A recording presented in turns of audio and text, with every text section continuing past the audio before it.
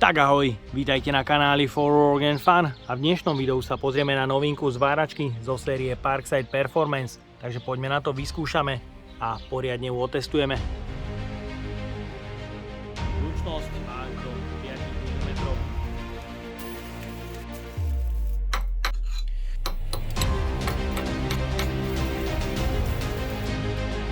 Otvorí sa redukčný. Ja som si do ďalších dvoch recenzií pripravil dve novinky v podobe zváračiek. Osobne som očakával, že už konečne u Parkside uvidíme aj tigovku s vysokofrekvenčným zapalovaním, ale bohužiaľ nestalo sa. Máme tu nástupcu multifunkčnej zváračky PMSG 200 vo verzii A2, na ktorú sa pozrieme v ďalšej recenzii, a zváračku do série Parkside Performance s modelovým označením PTMI 180A1, určenú pre zváranie obalovanou elektródou a taktiež v režime lifting. Pozor, je tu už ale iba trojročná záruka a predáva sa v cene do 160 eur, takže poďme na to, odbalíme si ju.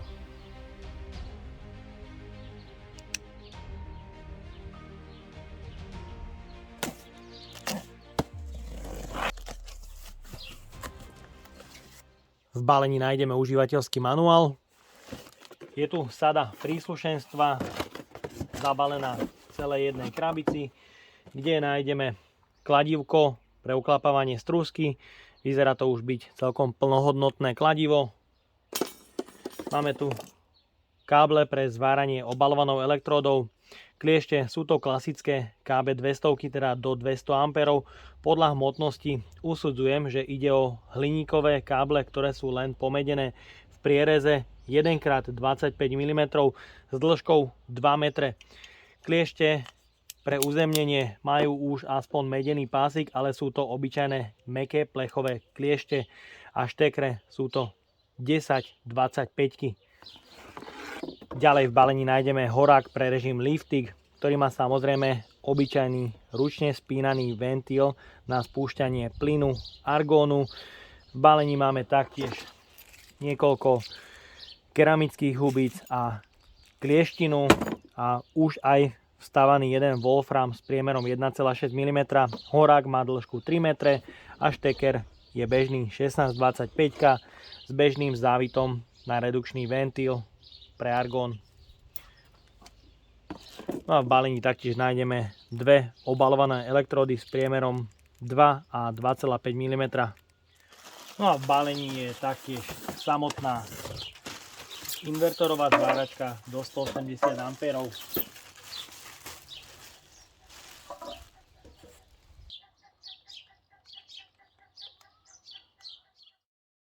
Zváračka zo série Performance je určená na sieť 230 V do maximum 180 A. Tu je pre bežného kutila ale jedno obrovské obmedzenie, pretože výrobca ju špecifikuje na priemyselné použitie, aj keď je to stroj kúpený iba v hobby markete. Výrobca tu napríklad uvádza hrúbku zváraného materiálu do 3 mm, aj keď je zváračka nastaviteľná až do 180 A. Ako zvára, to si otestujeme. Sú tu ale pre bežného kutila veľmi vysoké nároky na ističe, pretože výrobca túto zváračku v užívateľskom manuáli špecifikuje jednoducho týmto spôsobom, že prístroj môžete zapojiť len do takej siete, ktorej hodnota skratového výkonu 6106,5 kW alebo vyššia. Znamená to, že je to veľmi, ale veľmi náročné na istenie a ja mám doma iba 20 A istič, takže už teraz môžem s kľudom povedať, že mi to bez problémov bude vyhadzovať istič už možno na 140 alebo 160 A, ale to si otestujeme. Jej hmotnosť aj so sieťovým káblom je 3400 gramov. Zváračka je naozaj veľmi malých a kompaktných rozmerov, jej hmotnosť je 3,4 kg. Je tu popruh pre jednoduchší transport, ale bohužiaľ mne osobne tu chýba madlo pre jednoduchší a komfortnejší transport. Z boku máme prieduch odvetrania. Stabilita zváračky na pracovnom stole nie je bohviaká, ale musím pochváliť gumové nožičky pre lepšiu stabilitu a nízku hmotnosť. Sa zváračka na stole nebude až tak klzať. Vzadu nájdeme tlačítko zapnutie, vypnutie, ventilátor pre chladenie zváračky a sieťový kábel na 230 V, ktorého dĺžka je 2 m a použitý kábel je 3x2,5 mm. Z ďalšej strany máme rovnako prieduch odvetrania a štítok o zaťažení, na ktorom výrobca uvádza zaťažovateľ trošku zvláštne a znova neštandardne. Znamená to, že zváračka na 180 A podľa výrobcov by mala vydržať 3 minúty. A šteker pre kliešte uzemnenia a držanie obalenej elektródy. Zváračka má po zapnutí veľmi priateľnú hlučnosť. Je to do 70 decibelov. Pre ovládanie zváračky je tu jeden kóder s možnosťou potvrdenia, ktorý reaguje veľmi pekne svižne po jednotkách. Dá sa nastaviť aj rýchlo minimálne nastavenie 10 A maximum. Je tu 180 A. Ten displej je viditeľný trošku slabšie, hlavne na slniečku. Po potvrdení kódera vojdeme do menu, v ktorom máme možnosť výberu priemeru elektródy od 1,6 až do 5 mm. Ak sa potvrdí výber priemeru elektródy, zváračka automaticky nastaví odporúčané ampére, ktoré je možné následne dokorigovať. Ak vyberieme iný priemer elektródy, napríklad štvorku elektródu, zváračka automaticky nastaví 160 A. Ďalej, ak nastavíme priemer elektródy 0,0, vchádzame do pokročilého nastavenia, kde je nastavenie od štartu od 0 až do 100%. Funkcia Arc Force, ktorá je taktiež možné regulovať, deaktivácia anti-stick funkcie a rovnako VRD on-off. Taktiež, ak sa chce so zváračkou zvárať v režime lifting, jednoducho sa dá on a zváračka už automaticky nepustí do tajného menu, iba vám po stlačení vypíše, že máte lifting zapnutý, následne už stačí iba deaktivovať a vchádzate späť do celého pokročilého nastavenia. Takže to nastavenie je veľmi jednoduché. Chladenie zváračky má po vypnutí dobeh 8 až 10 sekúnd.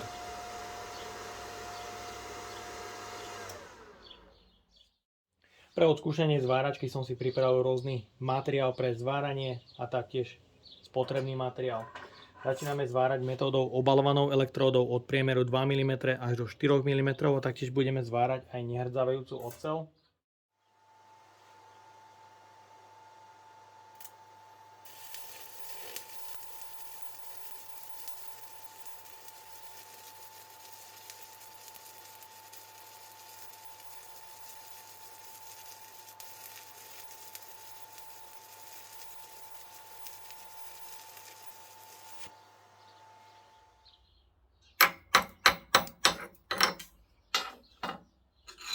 Elektróda o priemere 2 mm zapálila veľmi pekne a oblúk bol stabilný po celej dĺžke zvaru.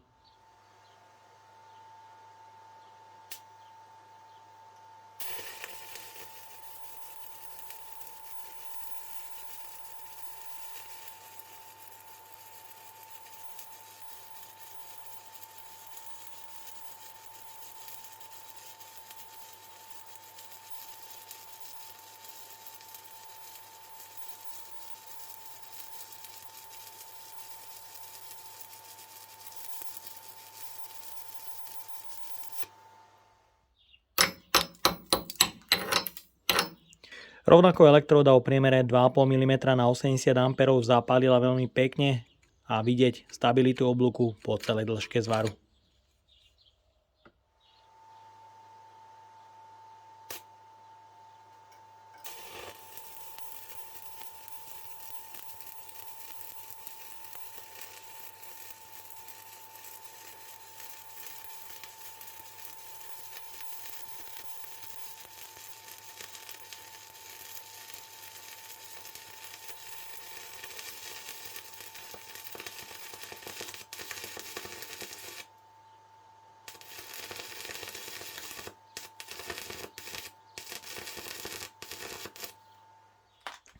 Pri elektróde o priemere 3,2 mm na 130 A môžete vidieť extrémny roztrek v okolí zvaru, ale až po 2 cm zvaru. Na tom prvom to šlo absolútne pekne a ďalší kúsok zvaru bol podľa môjho názoru už s veľkým roztrekom a doslova som cítil, že elektróda sa mi topí, takže zdalo sa mi, že tých 130 A je veľmi veľa na 3,2 elektródu.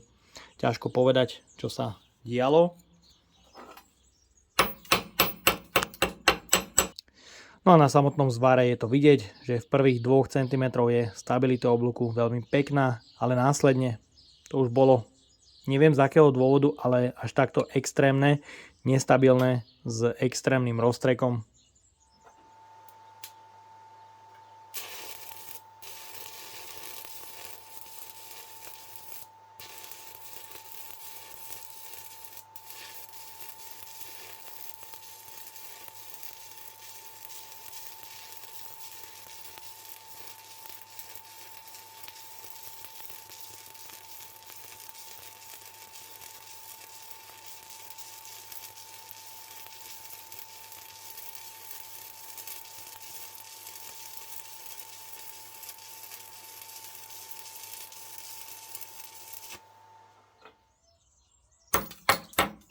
No a taktiež elektróda o priemere 4 mm na 160 A zapálila celkom pekne a oblúk bol stabilný po celej dĺžke zvaru.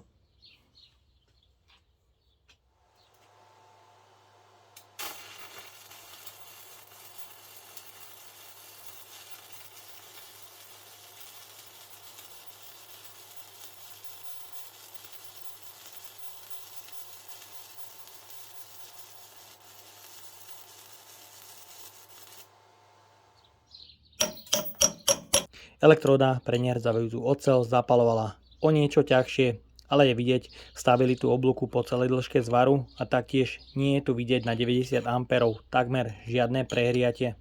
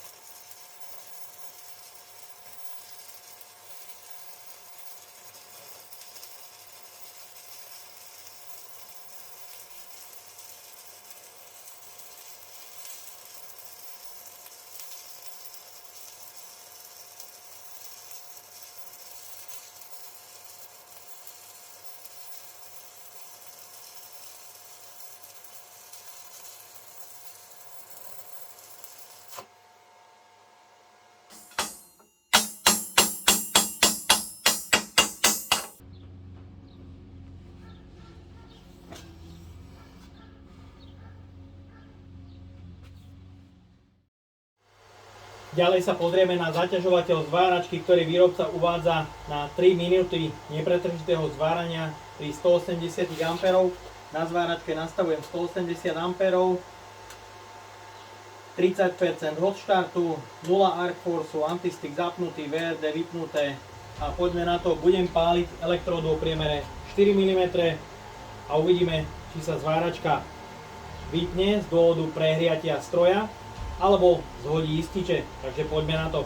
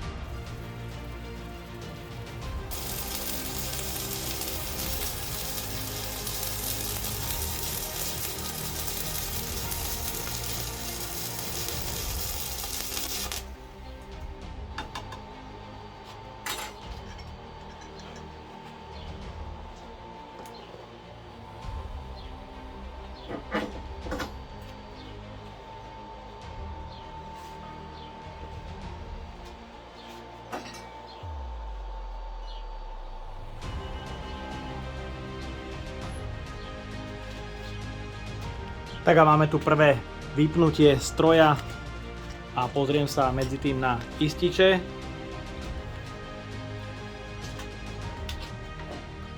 Je tu zhodený 20 A istič, nahádzujem a môžete vidieť, zváračka sa aktuálne znova zapla, takže dôvodom nie je prehriatie stroja, ale zhodený 20 A istič, takže si myslím, že ten zaťažovateľ je pomerne slušný.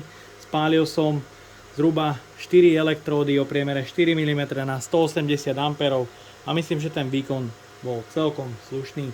Stávalo sa ale pri tej štvorke elektróde, že ak bola dlhá, pretože sú to 40-ky elektródy, tam ten oblúk nebol až tak stabilný, ale ako náhle sa spotrebovalo zhruba 10 cm z elektródy, už horela veľmi pekne a stabilne. Ďalej pokračujeme s váraním v metóde lifting, kde je potrebné mať kliešte pre uzemnenie vždycky napojené na plusovú polaritu. Na minusovú polaritu je pripojený vždycky horák, ku ktorému je napevno primontovaná hadička, ktorá sa prepája priamo na redukčný ventil. Otvorí sa redukčný ventil, prietok plynu niekde okolo 10 litrov pre oceľ a nerez úplne postačí pre tie tenšie materiály a následne zvárač musí zdolávať niekoľko mechanických prvkov, ako napríklad otváranie redukčného ventilu, tým sa aktivuje vlastne predfúk, kontakt s materiálom, zapáli sa oblúk, následne sa zvára. Po zváraní sa horák oddiali od materiálu, tým sa ukončí oblúk, následne sa dochladzuje wolfram a ukončuje dofúk zavretím ventilu. Takže toto zváranie je vlastne podľa môjho názoru len ako núdzovka a poďme na to, vyskúšame si to.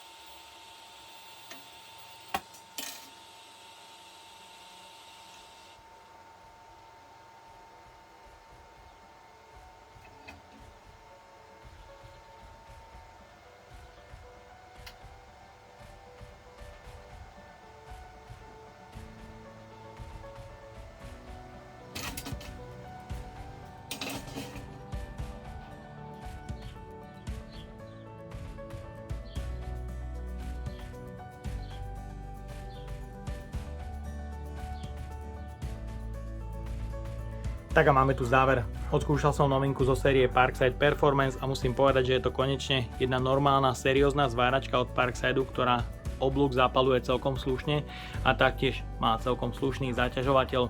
Odskúšal som ju na 180 A zhruba na 4 elektródach a následne sa neprihriala zváračka, ale zhodilo istič. Takže znamená to, že ten zaťažovateľ je pomerne vysoký, zvára na 180 A celkom slušne, elektródy zapaluje, myslím, že celkom fajn, i keď tu sa mi stalo na 3.2 elektróde, že po 2 cm mala elektróda neočakávaný extrémny roztrek na tejto elektróde. Myslím ale, že to mohlo byť spôsobené aj silným magnetickým polom, ale ťažko povedať, či to tak naozaj bolo.